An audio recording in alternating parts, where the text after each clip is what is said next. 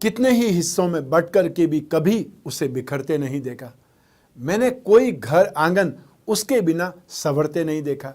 कितने टुकड़ों में टूटी वो, पर कभी भी गरजते नहीं देखा। और जिस घर में तेरे कदम नहीं पड़े हों उसे उभरते नहीं देखा। कितने टुकड़े हुए हैं उसके, पर उसके हिस्से कुछ न आया।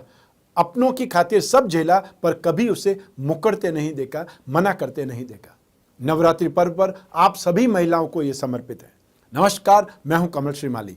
आप सभी का बहुत बहुत स्वागत करता हूं आपके अपने चैनल में। आइए अब बात करते हैं आज के विशेष उपाय की, जानकारी की। नवरात्रि में ही त्रिशक्ति की उपासना क्यों? आश्विन मास में आने वाली शारदीय नवरात्रि की रात्रियां महापुण्य फलदायक रहती है या महापुण्यदायक रात्रियां हैं। इन रात्रियों में शक्ति उपासना करके सर्वस्व प्राप्त किया जा सकता है। इन रात्रियों में 3 माँ शक्तियां दुर्गा, लक्ष्मी तथा सरस्वती की पूजा आराधना करके, इन देवियों की उपासना करके जीवन को सर्व सुखमय संपन्नता पूर्वक बनाया जा सकता है। इस दुष्कर जीवन को स्वयं के अनुकूल बनाया जा सकता है, ऐसा माना जाता है। तथा ऐसी धार्मिक मान्यताएं भी है कि इन्हीं 3 महाशक्तियों से ही इस प्राणी जगत की समस्त शक्तियों का प्रादुर्भाव या संचरण हुआ है। शारदीय नवरात्रि की पवित्र 9 रात्रियों में से प्रथम 3 रात्रियों में आदि शक्ति दुर्गा, अगली 3 रात्रियों में महादेवी लक्ष्मी तथा अंतिम 3 रात्रियों को देवी सरस्वती की शक्ति उपासना द्वारा अर्थात उसके लिए निर्धारण किया गया है। जब इन 3 यानी महाशक्तियों की उपासना और साधना द्वारा इन्हें धारण करके, या कहने का तात्पर्य यह है कि व्यक्ति अपनी आंतरिक और बाहरी आसुरी शक्तियों पर विजय प्राप्त कर लेता है। और जब 10वें दिन आसुरी शक्तियों पर विजय के उपलक्ष्य में विजयादशमी का त्योहार मनाया जाता है। आपको ये विजय तभी प्राप्त होती है जब वह आश्विन मास के इन विशेष दिनों में मां शक्ति के त्रिगुणात्मक स्वरूप की पूजा करें। तो पहली शक्ति दुर्गा। मां दुर्गा को दुर्गति नाशिनी कहा गया है, जिसका अर्थ यह वह दुर्गुणों को नष्ट करने वाली है। दुर्गा को महिषासुर मर्दिनी भी कहा जाता है। महिष का शाब्दिक अर्थ भैंसा होता है, और यह भैंसा कहीं बाहर नहीं, हमारे भीतर ही छुपा हुआ होता है, जो तामसिक वृत्ति का परिचायक है। आलस्य, अज्ञान, जड़ता और अविवेक रूपी कीचड़ में इस महिष भैंसे का निवास होता है। देवी दुर्गा की साधना इसी तामसिक महिष के विनाश के लिए की जाती है। और देवी दुर्गा को हवन करते समय बलि देने की जो बात की जाती है, वह किसी प्राणी या पशु की बलि नहीं होकर के हमारे अंदर के महिष अर्थात पाश्विक तामसिक वृत्तियों की बलि का सूचक है। प्रथम 3 रात्रियों में आदि शक्ति दुर्गा की पूजा उपासना की जाती है या उपासना होनी चाहिए। अब बात करें लक्ष्मी जी की।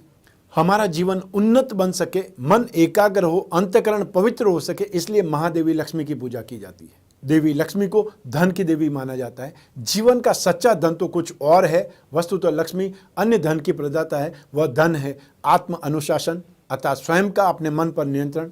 और यदि आत्म संयम नहीं है तो जो वैभव और भौतिक साधन है वे सभी नष्ट हो जाएंगे। सच्चा ऐश्वर्य है आंतरिक समृद्धि। यह आंतरिक समृद्धि भी हम अपने जीवन में देवी के स्वरूप की साधना के द्वारा प्राप्त कर सकते हैं, और हमारा चित्त भी इससे शुद्ध हो सकता है। सद्गुणों का ऐश्वर्य ही लक्ष्मी जी का सच्चा स्वरूप है। नवरात्रि पर लक्ष्मी जी की जिस रूप में साधना की जाती है वह मूलतः अर्थ लक्ष्मी न होकर के लक्ष्मी का स्वरूप है, जो व्यक्ति को आंतरिक शुद्धता प्रदान करता है। जीवन के इसी सच्चे धन को प्राप्त करने के लिए नवरात्रि के मध्य की 3 रात्रियों अर्थात चतुर्थी से लगा करके षष्ठी तक लक्ष्मी देवी की पूजा उपासना की जाती है। अब बात करते हैं सरस्वती जी की। नवरात्रि की अंतिम 3 रात्रि सरस्वती साधना के लिए, पूजा के लिए जानी जाती, उपयुक्त मानी गई है। दुर्गा के द्वारा दोषों के नाश और लक्ष्मी द्वारा चित्त शुद्धि के बाद में सरस्वती ज्ञान की देवी है। अतः चित्त पर विजय केवल ज्ञान के खड्ग से ही प्राप्त की जा सकती है। सरस्वती आत्मज्ञान के सर्वोत्तम रूप का प्रतिनिधित्व करती है। वेदों में यदि देखें तो अनेक प्रकार के ज्ञान है, लेकिन असली ज्ञान आत्मज्ञान ही है। आध्यात्मिक ज्ञान ही चरम ज्ञान है। श्रीमद् भगवद गीता में भगवान श्री कृष्ण स्वयं कहते हैं अपनी आत्मा का ज्ञान ही ज्ञान है। इस प्रकार नवरात्रि में आदि शक्ति की साधना ही अपने आप में पूर्ण साधना है। अब यहाँ पर एक प्रश्न आ जाता है कि नवरात्रि साधना रात्रि में क्यों, दिन में क्यों नहीं? नवरात्रि की रात्रिकालीन साधना के पीछे संदेश ये होता है कि उस तमोगुणी निंद्रा से जाग जाने का। अंदर बैठा तमोगुण रूपी महिषासुर निरंतर इस प्रयास में रहता है कि यह व्यक्ति इस निंद्रा से जाग न सके, क्योंकि जैसे ही जागने की क्रिया आरंभ हुई नहीं कि महिषासुर पर संकट आ जाता है, उसके परास्त होने की क्रिया आरंभ हो जाती है। रात्रि में जागने का अर्थ है निंद्रा को छिन्न भिन्न कर देना। इस प्रकार नवरात्रि के 9 रात्रि जीवन में अज्ञान रूपी अंधकार को पूर्ण रूप से नष्ट करके ज्ञान का प्रकाश आलोकित करने का दिन है, या वो समय है। नवरात्रि के इन दिनों में भय निर्बलता को दूर करके स्वाभिमान और निर्भयता प्राप्त करने का दिन है। वहीं नवरात्रि जीवन की दरिद्रता को पूर्ण रूप से समाप्त करके लक्ष्मी को अपने जीवन में स्थापित करने का साधना दिवस भी है। आइए अब बात करते हैं इस एपिसोड को समाप्त करने से पहले लक्ष्मी जी की दीपावली की। विघ्न निवारण के लिए गणपति जी सुप्रसिद्ध हैं। न केवल विघ्न विनाशक की वरन प्रत्येक कामना भी इन्हीं की उपासना से पूर्ण हो सकती है। हिंदू धर्म का कोई भी मांगलिक कार्य बिना भगवान गणपति जी की पूजा के प्रारंभ ही नहीं होता। और इतना ही नहीं, प्रत्येक देवी देवता की आराधना साधना पूजा करने से पहले भी भगवान गणपति को प्रार्थना की जाती है। हिंदू धर्म में बहुत महत्वपूर्ण देवादिदेव है महान गणपति।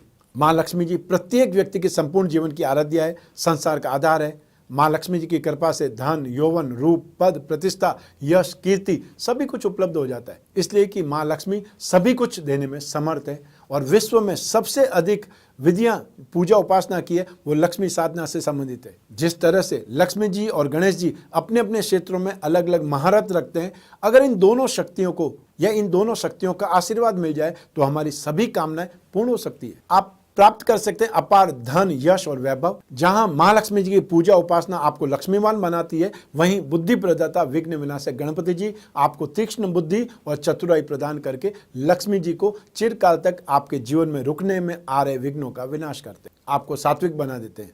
आपका माहौल बदल जाता है घर का। दीपावली का महापर्व बस आने ही वाला है और हम सब चाहते हैं कि इस पावन पर्व पर हम माता लक्ष्मी जी को और भगवान गणपति जी को प्रसन्न करके जीवन को संवार लें, अपने कष्टों को सौभाग्य में परिवर्तित कर लें, अपने दुखों को दूर करके भौतिक सुखों की प्राप्ति कर लें। तो आपके लिए एक अवसर है दीपावली पर लक्ष्मी विनायक कलश के माध्यम से पूजा करने का, स्थापित करने का। बदलिए अपना भाग्य और आह्वान कीजिए सुख समृद्धि और ऐश्वर्य का इस दीपावली पर। मैं कामना करता हूं कि आप स्वस्थ रहें, प्रसन्न रहें और सुरक्षित रहें। अपना और अपने परिवार का बहुत बहुत ख्याल रखें। आप सभी को मेरा नमस्कार, बहुत बहुत शुभकामनाएं। ईश्वर आपकी रक्षा करे, माँ जगदम्बा आपकी रक्षा करे। बहुत बहुत धन्यवाद।